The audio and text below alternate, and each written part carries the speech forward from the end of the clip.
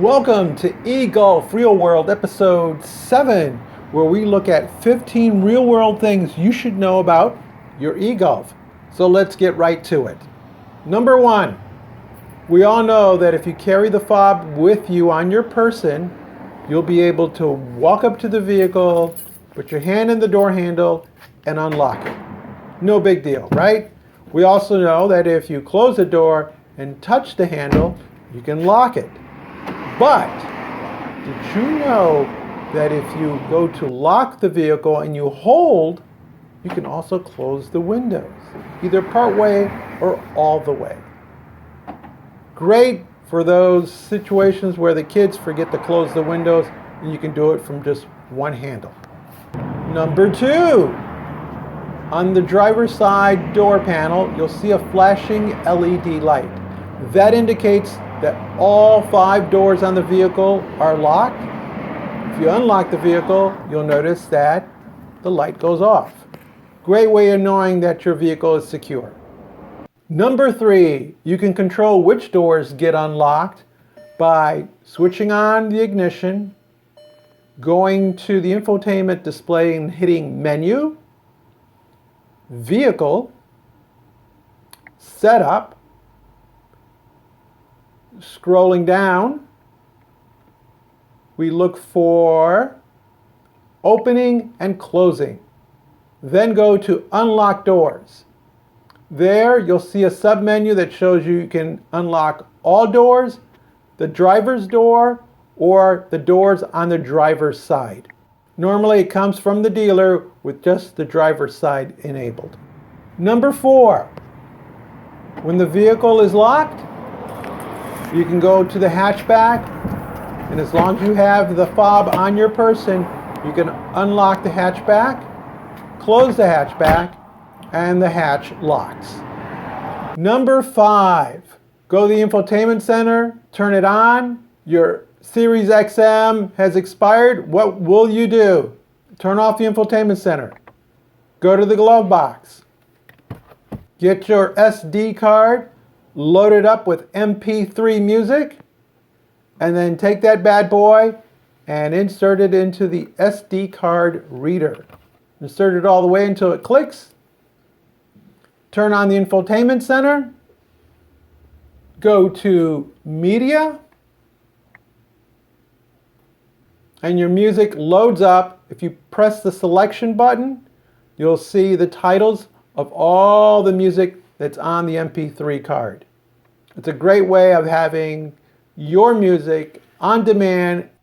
The media selection gives you a choice of shuttling your music, looping it, next, pause, previous, and if the metadata includes album photos, those will also be displayed.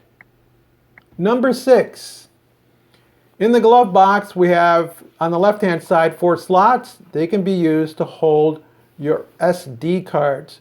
So you can really have almost unlimited music.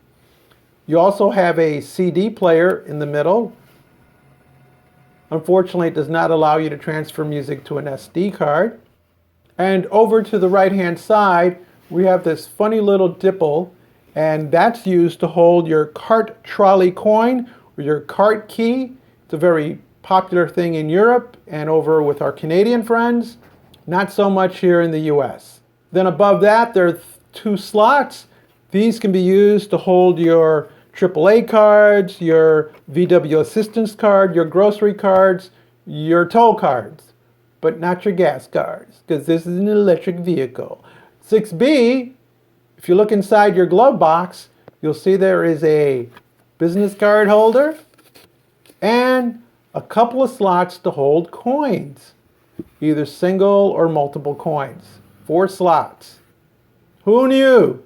6C, we look and we see underneath the infotainment device, there is a rotary wheel with a 0 and a snowflake at the other end.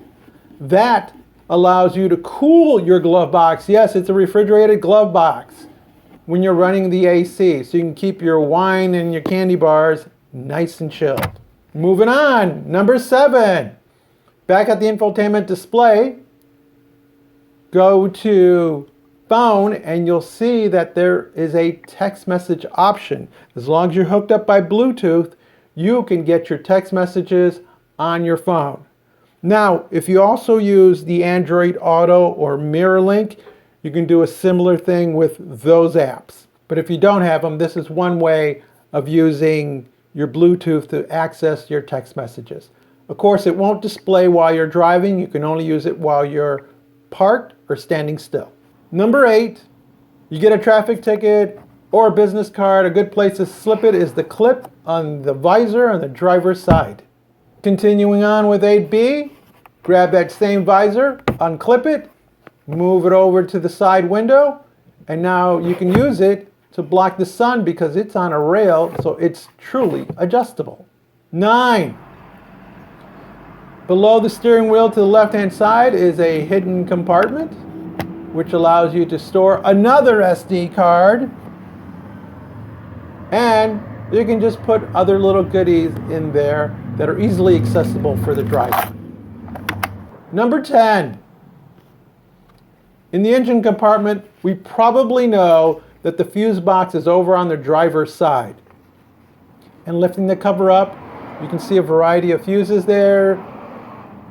If you look underneath the cover, there's a fuse puller, but nowhere, not on the cover, not in the car, not in the manual, will it tell you what these fuses are for. Number 11. In the cargo space, if we lift the floor panel and we move our junk out of the way, we see that there is no spare tire. No spare tire, which means you can store lots of junk in there, but what do you do if you get a flat? That's where this little bag comes in handy. That is your flat tire repair kit.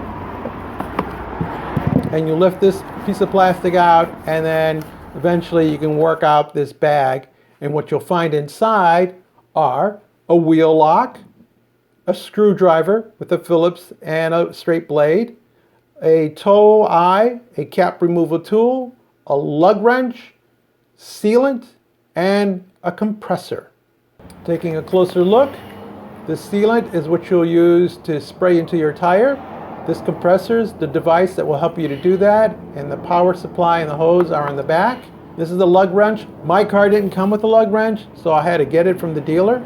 Tow eye, screwdriver, wheel lock, and of course the cap removal tool. To use it, simply come over to the wheel, insert it into one of the caps, and pull straight back.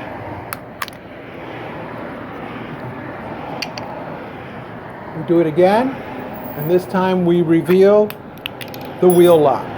So we need our wheel lock removal tool, which will mate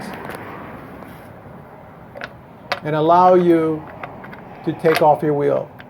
Make sure you don't lose this thing, because you'll need it anytime you rotate your tires or you have to replace them. Maybe a better place to store this thing would be in your glove box. Now, we take our wheel cover, make sure that the 6-sided one goes on with the bolt and that the non-6-sided one goes over your wheel lock. Press them in firmly so that they don't fly off. Number 12, back at the cargo space. You notice there's some tabs on either side. What are these for? Lift the floor cover past these tabs and it will hold it up. So now you have easy access to all the stuff below the floor panel. To simply lower the panel, push in the tab, and lower your panel down. 12B, there is a 12-volt power port in the back. What's it for? It's for the air compressor that's located in your flat tire kit. There's also a 12-volt port next to the emergency brake inside the car. 12C, next to the power port, there's a hook. Use this hook for grocery bags or for backpacks that you don't want jumping all over the inside of the car. There are 4 of these available to you in the back. Number 13, When charging, your charger will not pull out unless the fob is on your person or you've unlocked the vehicle.